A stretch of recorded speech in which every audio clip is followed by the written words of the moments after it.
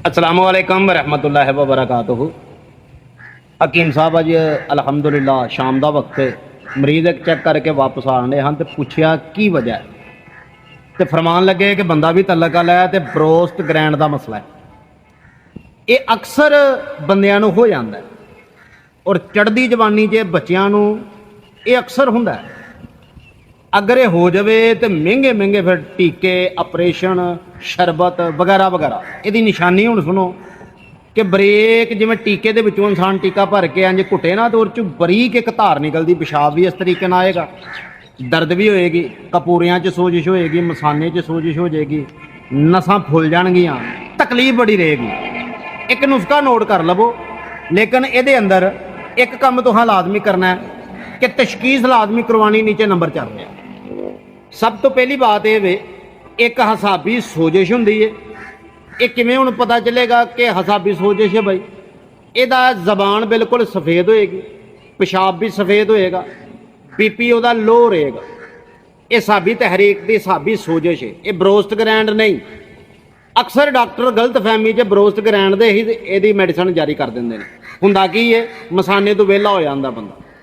हुण broast grand की निशानी ये वे, हल्की सुरख जबान, बीपी का ऊपर जाना और पेशाब पहले कदर, पहला पेशाब पीला, टुट के पेशाब होना, रुक रुक के कतरे जाना, ये वे जी ब्रोस्ट ग्रैंड।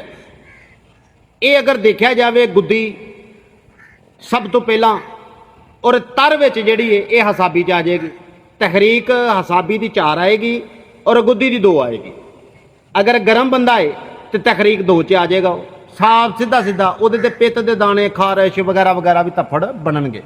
हुण इहदा नुस्खा सुन लवो, नुस्खा इस्तेमाल करो, नेक दवावां च याद रखना है और कोशिश करनी है, चैनल सबसक्राइब करना है। अल्कोहल 450 ग्राम लैनी। हुण कई बंदे सवाल करनगे आप साहब कि अल्कोहल पीना हराम है। और मेरे प्यारे भाई, अल्कोहल 2 किस्म की हुंदी है। तुसां जिहड़ी लैनी है हकानी च लैनी है। ये तुहानूं बोतल मिल जानी है गुल केसू, ये अंदर 45 ग्राम तुसीं सुट लवो। 450 45 ये सुट लैने साफ सुथरे करके, 2 हफ्ते पे रहन दिओ। एक उबाले मारदा एक तजाब तैयार हो जाएगा तुहाडे लई। उन्होंने बाज पुन लवो तो छोटे ड्रापर भर लवो, 15-15 कतरे सुबह शाम दोपहर। 1 हफ्ते का इलाज ब्रोस्ट ग्रैंड इंज करके जाएगी, दोबारा मसला नहीं बनेगा। ये हब साहब होरां को भी पुछ लवो, इन्हां दा मरीज भी अलहमदुलिल्लाह इंज करके ठीक होया जी। हब साहब माशाअल्लाह जी, जिहड़ी तुसां गल्लां दस्सियां ने बिल्कुल इस तरह ही जी जी और अलहमदुलिल्लाह अल्लाह दे फजल दे करम नाल सोने नबी सदके पंचन दे सदके बंदा जेड़ा ना छाला मारदा पे अल्लाह पाक रहम। ते क्योंकि उहदी वजह इह सी कि जो पेशाब करदा सी ते एक ते पेशाब रोक रोक आंदा सी, दूसरा एक पेशाब करदियां तकलीफ महसूस होंदी सी। हाँ, दर्द महसूस होंदी सी पेशाब करदियां। तो उन्हें कहा जो उनकी हकीम साहब दवाई खाधी है, इस्तेमाल की, तो अलहमदुलिल्लाह सुराख भी जो पेशाब की नाली वाला सुराख वो भी साफ हो गया, खुल गया।